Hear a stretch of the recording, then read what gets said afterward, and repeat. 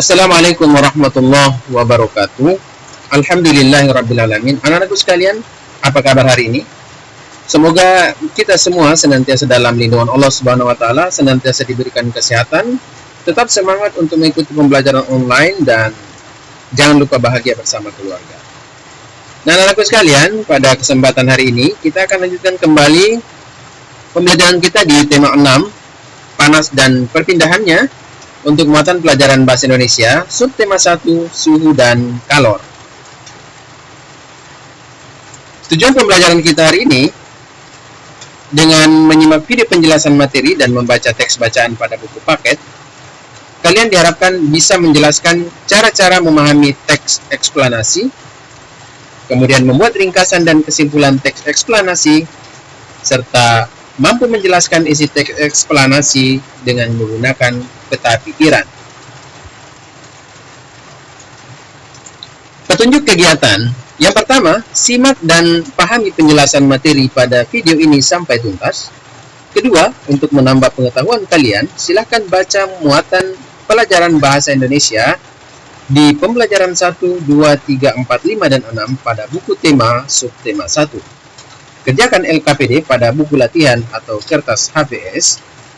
4. Buatlah tugasmu dengan tulisan yang rapi dan menarik, dan kirim tugasmu dalam bentuk foto ke Classroom paling lambat pukul 15 waktu Indonesia Tengah atau pukul 3 sore. Nah, anak-anakku sekalian, sebelum kalian mengerjakan tugas di akhir video ini, silakan simak terlebih dahulu penjelasan materi berikut ini. Pembelajaran 1. Menjelaskan cara-cara untuk memahami teks eksplanasi.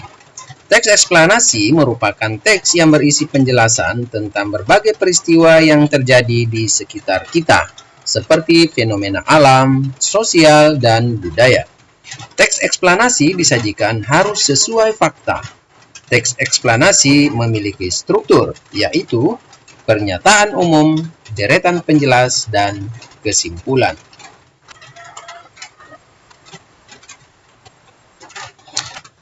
Untuk dapat memahami teks eksplanasi, maka yang pertama kita lakukan adalah menentukan kata-kata kunci.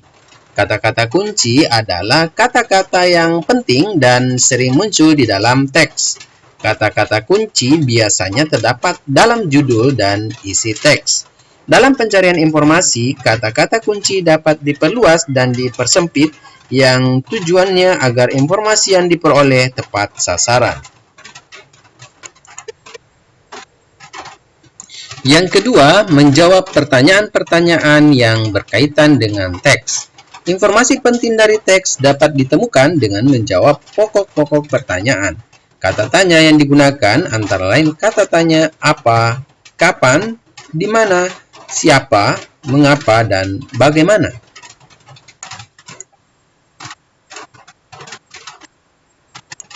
Untuk lebih jelasnya, simaklah teks berikut ini. Kalor merupakan salah satu bentuk energi yang dapat berpindah dari benda yang bersuhu tinggi ke benda yang suhunya lebih rendah. Perpindahan kalor dapat terjadi karena adanya perbedaan suhu dalam benda. Kalor dapat menaikkan atau menurunkan suhu. Semakin besar kenaikan suhu, maka kalor yang diterima oleh benda semakin besar.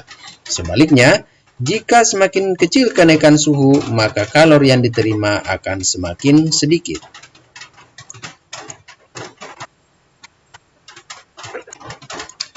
Berdasarkan teks tersebut, ada kata-kata yang sering diulang, yaitu kalor dan suhu.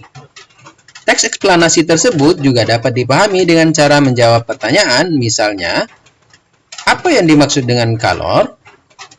Kalor merupakan salah satu bentuk energi yang dapat berpindah dari benda yang bersuhu tinggi ke benda yang suhunya lebih rendah. Pertanyaan kedua, kapan kalor dapat berpindah? Jawabannya, kalor dapat berpindah ketika terjadi kenaikan suhu di dalam benda.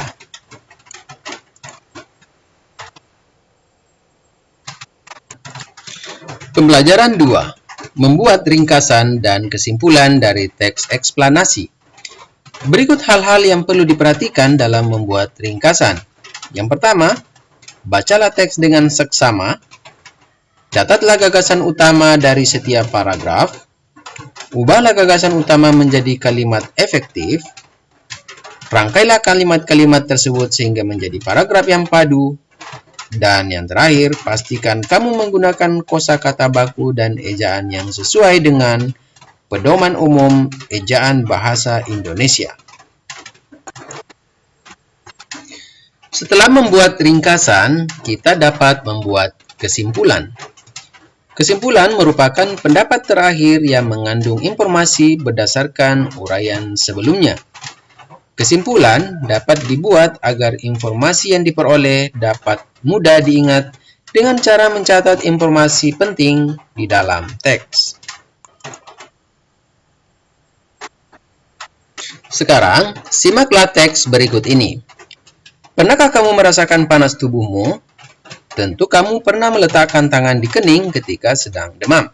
Dalam kehidupan sehari-hari, ukuran derajat panas atau dinginnya suatu benda atau ruang dikenal dengan istilah suhu.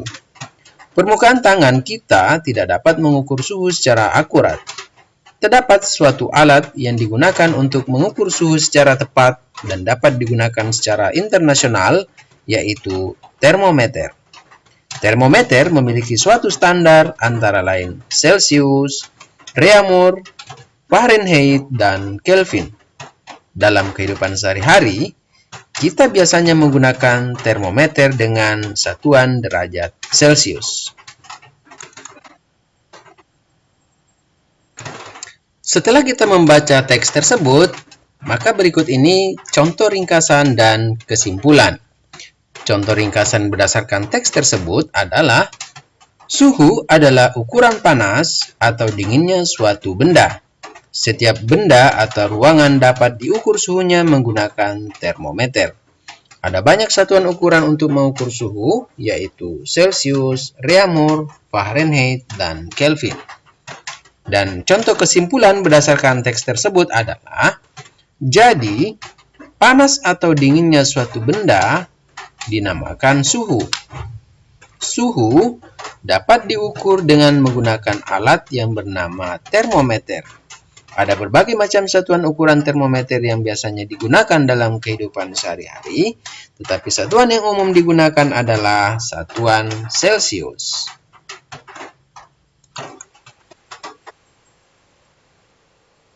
Anak-anakku sekalian, selanjutnya adalah membuat kesimpulan dari teks eksplanasi.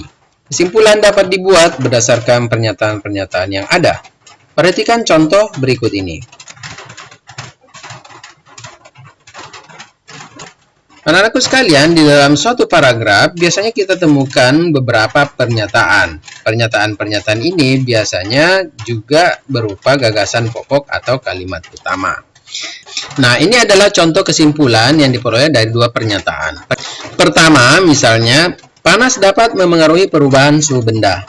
Pernyataan kedua, panas juga dapat memengaruhi perubahan wujud benda. Sehingga kesimpulannya adalah, panas dapat memengaruhi perubahan suhu dan wujud benda. Nah, jika di dalam satu paragraf atau di dalam satu teks bacaan terdapat 3 pernyataan, maka kita dapat membuat kesimpulannya sebagai berikut. Pertanyaan 1, manusia mengonsumsi makanan untuk beraktivitas. Pernyataan kedua, makanan diubah menjadi energi panas. Pernyataan ketiga, panas yang dihasilkan biasanya dikeluarkan bersama keringat. Nah, kemudian kesimpulannya adalah, dalam beraktivitasnya, makanan yang telah dikonsumsi manusia diubah menjadi energi panas dan biasanya dikeluarkan bersama keringat. Nah, kalimat kesimpulan ini bisa berupa bahasa sendiri, tetapi berdasarkan pernyataan-pernyataan ini. Menjelaskan isi teks eksplanasi menggunakan peta pikiran. Konsep teks eksplanasi dapat dijelaskan menggunakan peta pikiran. Peta pikiran merupakan suatu cara mencatat yang kreatif, efektif, dan secara harfiah dapat memetakan pikiran-pikiran kita. Berikut cara membuat peta pikiran. Yang pertama, tentukan ide pokok dari teks yang disajikan. Kedua, catatlah kalimat penjelas dari ide pokok tersebut dalam bentuk poin-poin. Ketiga, setelah itu barulah kalian dapat menuliskan ide pokok dan kalimat penjelas tersebut ke dalam suatu bagan peta pikiran.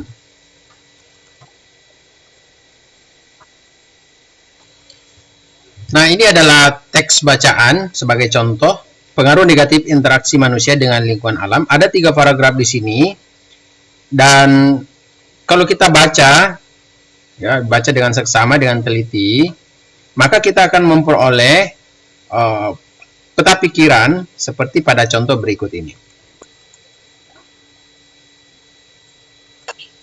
Nah, berdasarkan teks tadi, maka kita bisa membuat peta pikiran seperti ini.